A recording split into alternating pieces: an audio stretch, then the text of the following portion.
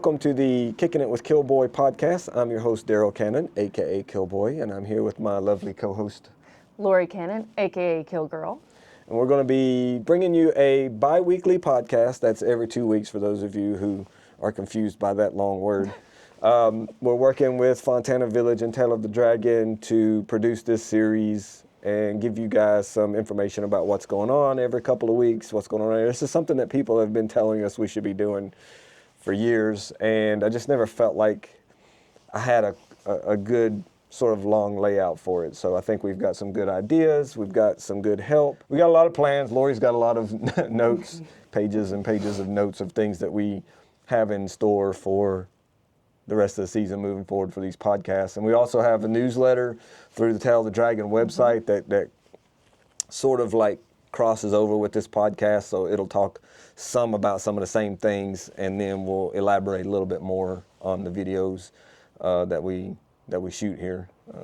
With that being said, we hope you guys will join us every couple of weeks here. Subscribe if that's a thing, and let's get into this one. So what's next on the list? All right, and kind of jumping into it, we'll do a recap of what's been going on around here over the winter. And let me tell you, it has been one of the coldest winters we have had in a while. We've had fairly frequent snows, not a lot of snow, but it lingered for several days just because the temperatures were so cold. There was one snow that lasted like 2 weeks. We saw snow on the ground, and it's been a decade or more since we've seen snow stick around that long. So it's a pretty rough winter. Yeah, in terms of the chilliness, we've had to turn the heat up a little extra.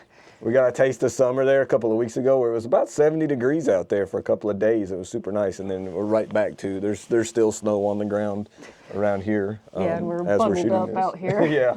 You got your electric turned on, or battery's dead? I think my battery died already. Womp womp. So, when you come to the area this evening, well, hey, I mean, if you're coming this evening, that's great. We're looking forward to seeing you.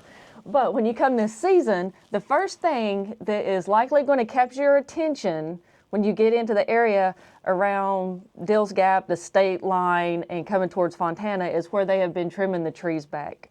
And it has just, when the foliage comes in, it's going to be an even different look. But right now, it has opened things up so much. It's almost like a new roadway. Yeah, now this is all south of the Dragon, not on the Dragon, but 129 south to Topoka Lodge and 28 out to Fontana. Crews have been working for a couple of weeks, 3 weeks now, I guess, trimming trees.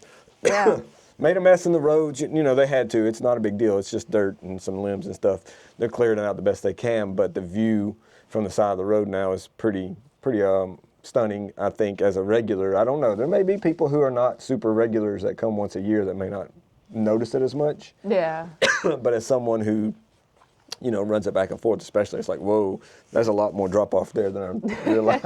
Yeah, it's kind of scary in places. Yeah, it's kind of freaky. If you like Devil's Triangle's sort of height, creepiness of that road, then this stuff will probably be right up your alley. If you have a fear of heights, it'll be a little bit trickier though. You know, they are doing some improvements to the area, little construction going on. There's still construction going on what we call Stokoa Mountain, which I believe is NC 165 that goes... It's 143. 143, that's right. Yeah. 160 and 160 or 165 is Tennessee, but 143 going from Robbinsville over to 28. Yeah, still doing a lot of road construction there. And that's a 5-year project, and they're in the middle of it, and they're doing a lot of stoppages with those automated arms while they work in between two of them and things like that. So the odds of you getting stopped on there is almost 100%. If it's during the week and during the day, 9 to 5 during the week, they pretty much stop on the weekends unless they are, you know, really rained out or something during the week. One of the foremen told me that they pretty much don't work on weekends unless they just cannot get anything done during the week due to weather. Then they might push into a weekend, but that's not very common. But if you're planning to go from 129 over to 28 via 143 Stokoa Mountain, as we call it, consider an alternate route. Yeah, because even if they're not working, there's a lot of dust and debris on the road. It's a dirty road too. It's going to be slick and they haven't even started it yet, but that's going to be the first land bridge in North Carolina for the animals to be able to get across, and the Appalachian Trail crosses right there at the top of the peak of that road, and they'll be able to go across that as well and not walk across the road like they've had to before. That's going to be pretty cool. It's a pretty major undertaking. There's going to be a tunnel up there at the top of that. It'll be a short tunnel, but it's going to be basically a fat bridge for to be fenced and everything to keep the animals from doing any flips over the side. But it's going to be a pretty stunning change of view up there. But that road's kind of messy. Other roads, the Cherryhala Skyway is good. It's its usual. It's starting to get those frost heaves and stuff here and there. It used to be like 10 years ago super smooth. Now you're starting to get some little bumps and stuff where it gets so cold up there. I would still use some caution the first couple months because the higher elevations, even though it's nicer down here, it can still freeze and maybe be a little slick up there. We've seen people get caught in snow up there in like April, May. Yeah, so a little extra caution up there, especially in the shady areas. Foothills Parkway, same thing. It goes a little high. It's not quite as high as the Skyway. Road's in good shape. 28, it is what it is. It's gotten pretty bumpy from 129 down to the bridge in front of Fontana Dam, but here's a little piece of info that I'm just now finding out, and this is the first time it's being said publicly. Basically, North Carolina DOT has scheduled that road for resurfacing in 2025. So we're expecting that they will be, working on that road this year. I'm trying to get confirmation on exactly when. I've reached out to a couple of contacts in NCDOT, and I'm waiting to hear back from them. I just contacted them yesterday. So there's a little tidbit of info for you guys tuning in to our podcast. Thank you very much. You get first dibs on what's going on. And speaking of first dibs, let's be sure to mention, we always post things first on club129.com to our Patreon supporters, and then we post it out on the regular public pages too. So thank you guys that are supporting us on Club 129. Very awesome and very humbling. We appreciate that. As far as the Dragon goes, there's been, as you probably know, some problems with truck traffic on that road over the throughout the off season. It took the DOT quite a while to work through some different signs to find ones that are pretty effective. We're still having issues with 1 or 2 trucks a week, maybe more, trying to get up through there, especially like late at night and stuff. I guess they think they can sneak through, and they keep getting stuck. They come up and have to tow them out. Blocks the only road out of the county. Surprisingly, the road hasn't been too torn up. We're going to go out after this and show you some footage of what the worst parts of the road look like. There's some scrapes around the tightest turn that we call Swift Turn, where they've been dragging and getting stuck and having to be pulled out and dragging that bumper in the back. And there was one place just north of that where the tow truck put down some outriggers probably and put some little divots in the road, and they came in and cold patched them. Other than that, surprisingly, the road's been in good shape. When they first paved this road, there was a lot of talk about how it wasn't going to hold up through winter because it was so thin. People who were in the business of paving were like, I am familiar with what was done. That's not going to last through winter, and it's done fine. So we'll see how long it lasts as far as years go. The last repave lasted like 23 years or something like that is how long that last one was. And the one before that was only like 7. But for now, the road's in pretty good shape. We're going to show you that a little bit later on. The only road of note is Blue Ridge Parkway. You're going to have some closures still on that lingering from Hurricane Helene at the end of last season. But I believe there's a good bit of the section on this end that starts in Cherokee that is open that you can, get up there, drive, see the views. Until you get to the closure, basically, it'll be pretty obvious. But yeah, a good chunk of it, I think it's 50 or 70 miles or something. Maybe it was just 30. From Cherokee in was still in good shape. Helene did not affect this section of the state at all, and these businesses are dependent on tourism a lot of times. So they appreciate your support and continuing to do business with these guys. They need it in this area. So thanks y'all for coming out and still visiting. That was really cool last year that people kind of flip-flopped about whether or not it was the right thing to do. But in the end, it was doing more harm than good by avoiding this part of the state. But there was a lot of confusion coming out about what was affected and what was closed, and none of this got closed. So it was nice to have some people still coming out. Last year was kind of tough. It got kind of slow towards the end of the year for all of us because of all that. But we're wide open, ready to go. So y'all come see us. Yeah, and speaking of being open, whenever this airs, the stores at Dill's Gap, Tail of the Dragon, will be opening for this season. So you'll be able to come in, get all your swag, hang out. It's like we're starting to get those, aside from today, those little glimpses of spring. We're getting teased with it right now. Yeah, we're supposed to get up in the, I think, near 60 this week, and then snow again, and then warm again. So. And so for events, you know, the first couple weeks, getting into the 1st of March, there's nothing on the schedule, which is to be expected because, like I say, we're just getting those nice days here and there. Our photographers will start being out on the weekends on the nicer days. For people that have been looking for them to be out there, they'll be back in action very, very soon. Yeah, usually in March they start back up, at least on weekends, and then, you know, get into the weekday stuff as traffic pick up. April and May are usually kind of busy as far as like groups and stuff goes. People are trying to beat the crowd and they just form a crowd, but we'll be out there, you know, starting to shoot and getting y'all some highlights and stuff here, you know, within the next week. So be sure and follow our socials and everything too. And if you haven't got your trip booked yet, you know, if we haven't mentioned it already, we're sitting on the porch of one of the Killboy cabins over at Fontana Village. And it's like, these things have been pretty popular. They're booking out, you know, pretty solid. So if you want to book one of them, we have a discount on our website. We get a kickback also, but you get a 30% discount on booking these cabins through our killboy.com link on that website. and you're right here, available. kind of at the corner of the village where I can see all the way down to the general store. I can see the ball field.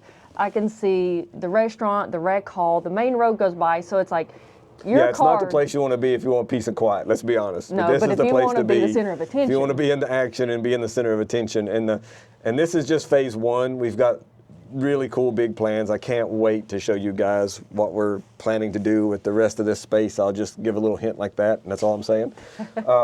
This is going to be pretty badass. Yeah, so be sure and check out Fontana Village for your stay whenever you come here. They've got these cabins on the main strip. You know, these have been redone right here. Plus, they've got more. How many have they renovated? Something like 40 or something so far? I think so. Yeah. And a lot of those are in the top part of the village. And the main building. So main all of the rooms in the main inn building are redone, totally redone. They're awesome. And so there's a lot of, you know, a lot of money being put in this place. Yes, it's not the cheap budget place that it used to be, but you get a whole freaking house. You know, I mean, come on, for $400 a night or less, that's not bad. And then up in the cabin and in the in-room, if you want cheaper stuff, you can go up there and you get really good accommodations as well. So it's pretty exciting. I'm totally stoked to be, you know, a part of what's going on here. I'm glad they reached out to us. That was really cool. New owners, you know, have a long lease on the property and everything. So they're putting everything into it. They're putting the heart and soul into it. It's pretty cool. All right, what's next? Yeah, and it's like throughout the winter time, they'll have really cool special menu items and menu options for a little bit. They'll do prime rib, crab legs. Right now, they're doing their pasta series through the end of February. I'm not sure what they're doing for March yet, but I'm excited because and that's in the main building where they have the nicer restaurant. The Hazel's Bistro. Yeah, the Quill's Canteen up here in the middle. That's normally like the outdoor grill seating and indoor area is closed during the off season. They'll open back up probably in March or April. And they'll have and they've got a new menu coming too. They haven't told us yet. We talked to them about the menu. They had some good stuff on it. They had some kind of mediocre stuff on it, let's be honest, from last year. But they were still getting their footing there. You know, as new owners, whole new menu and scene and everything. So they're working on that. But they have put some effort into a new menu for the Quill's Canteen Grill right here in the middle of the village too. So that's going to be pretty exciting. I can't wait to see what else. I think that about covers it for how the winter's been, what's coming up. And, you know, there's some exciting things to expect this season. We can't wait to share more of that with you when we have more details. Big groups coming in. You know, we always look forward to seeing these guys. Yeah, and that'll be part of this coverage that we're going to include in the podcast. We're going to try to cover some of you guys' groups that come into the area, especially that come into Fontana Village. We'll be getting up in here and getting some footage of you know, everybody hanging out up here, things like that too. So we got a lot of plans. Lori's got a lot of notes, pages and pages of notes of things that we have in store for the rest of the season moving forward for these podcasts. And we also have a newsletter through the Tail of the Dragon website that sort of like crosses over with this podcast. So it'll talk some about some of the same things, and then we'll elaborate a little bit more on the videos that we shoot here. Yeah, so don't forget to check those guys out at tailofthedragon.com. Look at their event calendar. You know, see, it's like, Yeah, they hey just man, got those that are my up. people. I want to go hang out with They them. just got the event calendar up this week, and it gives you an idea of, you know, who all's going to be here each weekend. So if you're planning your visits, you're planning an event, you can kind of get an idea of who else is going to be there. It's kind of hard to tell how many people are going to be there, you know, like the smaller groups and the larger groups on the calendar, you know, kind of look the same. So you have to kind of figure that out. But if you have any questions, reach out to them about how many you expect it to be on this event or whatever. I'm sure they can give you some insight.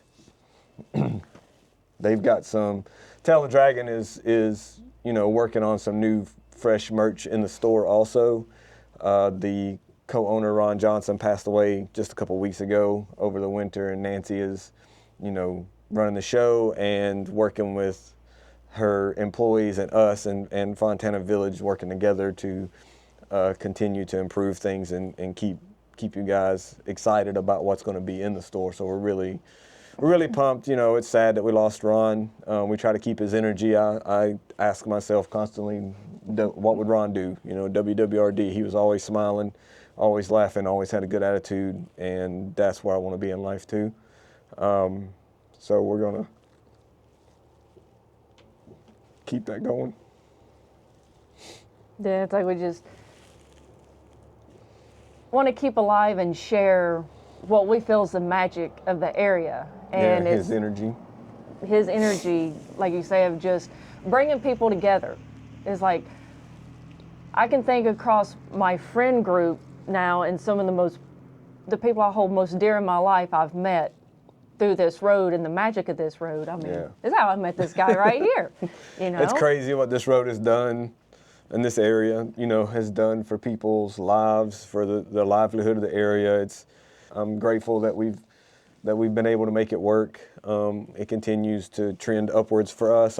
That's amazing. I'm so thankful and so grateful for what we've been able to do and what we have already.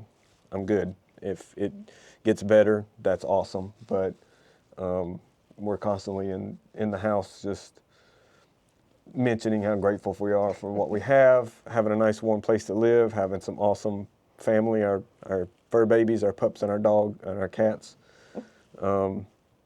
It's been really cool. So thank you guys for supporting us. We're going to get out there and get some footage of some other things. This is going to be like a regular part of these podcasts. I want to get out and show you guys something. We want to show you something that maybe you didn't know about, some obscure stuff, both around the Dragon and around the whole area. And like we said, we're going to show you a little bit of what the road conditions are like on the Dragon as far as how it's been affected by the traffic over the winter during the off season. So let's cut on out to that and shoot some footage out there.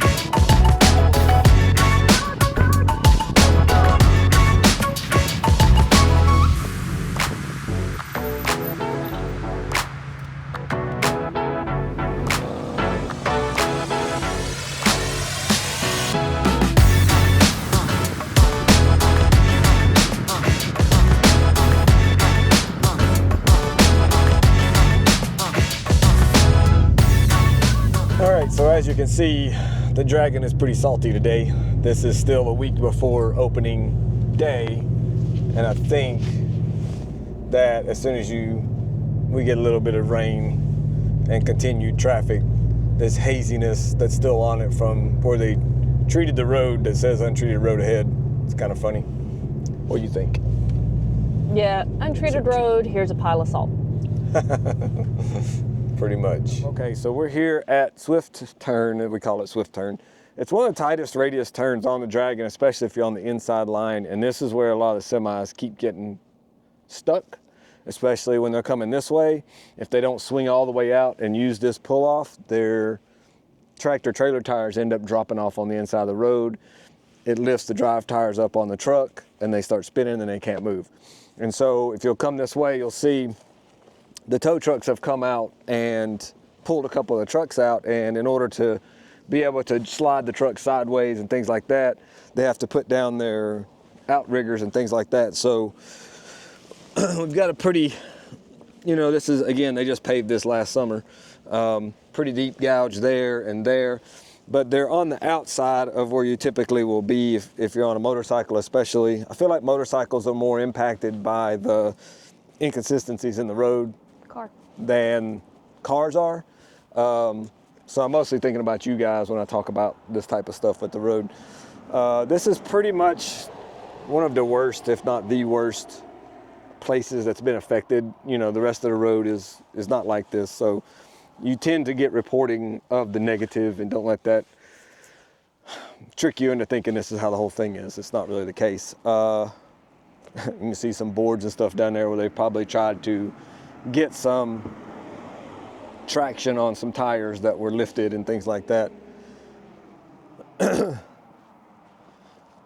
there's a bunch of little, and this salt really highlights it. It's kind of nice, but the salt really highlights all the little spots that have been sort of gouged into by the trailers and things like that. And then where they drag their bumper all the way around the inside of this turn, because usually the tandems for the truck will be sort of skating on this shoulder, and they've got those low bumpers in the backs of a lot of these trucks, so they've already drug through here. So again, this is pavement that's not even a year old, and you can see how it's already pretty gouged up and scratched up. So try to figure out where this turn is. This is about, what would you say the mile marker is here, Lori? 4.6, 4.5-ish. Yeah, it's in between Parsons Branch, right down the road there, the one road that comes into the Dragon, and what we call a shade tree. It's a big double apex right around the corner here, where a lot of our photographers will sit and shoot. Killboy corner on the map, I think.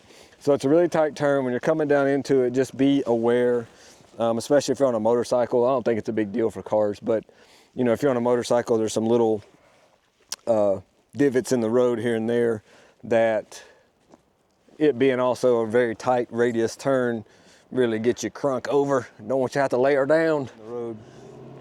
Some big old cage in the back of that truck. Let's go.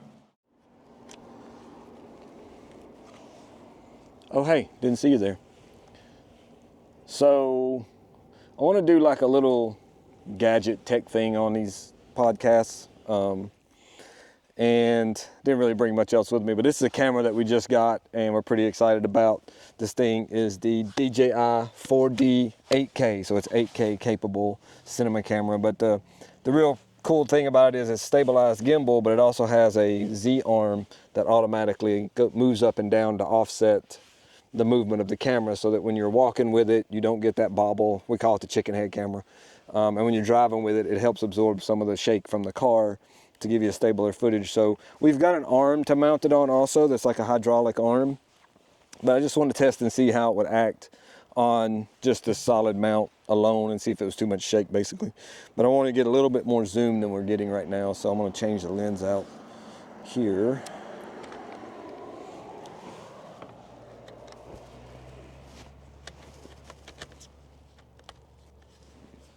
So this is a Sony powered zoom lens. This is a LiDAR. This thing's got so many tricks, man, it's crazy. So this is a LiDAR focusing system. It measures how far out something is and then focuses the lens accordingly. And this lens is what, 18 to 105 or something like that? Yeah, 18 to 105 f4 with powered zoom, so it can power control it. So yeah, she can remote operate this thing from inside the car, aim the camera. It'll also auto track. Yeah, pretty sweet piece of kit. It's got a GPS unit on it, because since it's auto leveling, if you start accelerating, it interprets that movement as tilt, and so it tilts the camera in response to that, which is wrong. So this GPS unit that you add to it tells the camera, hey, we're moving here, don't try to correct for that. And it keeps the footage leveler. But yeah, this is my little homemade stabilizer. Made this with steel cable, dog runner leash system, and we're gonna see how well it holds up. They make these also, you know, to purchase as they come out of the box, but I didn't have time for that. I was messing around, and I gotta balance this out. I forgot this lens is a little heavier than the other one, so you want it to balance naturally before you turn the power on, so the motors aren't struggling. Oh yeah, I'll do the chicken head here. There's the so there's the floating arm that offsets the movement of the car. Cool stuff. We'll be doing more about this camera in the future. Just wanted to introduce you to it for now.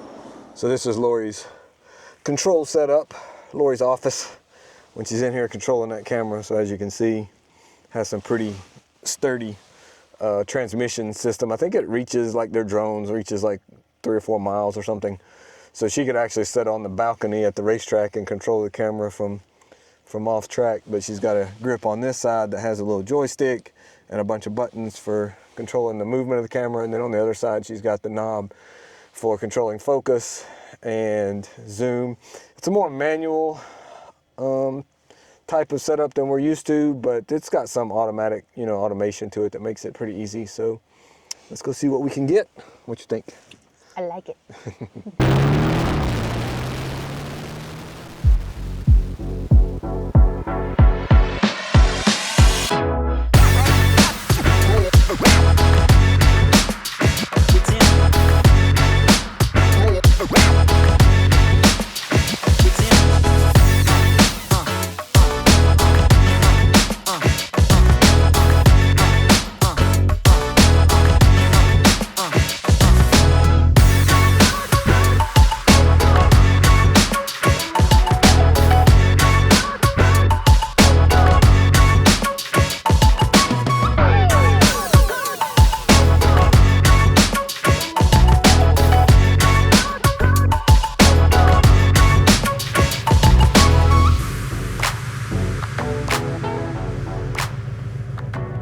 Taking our trophy and going home.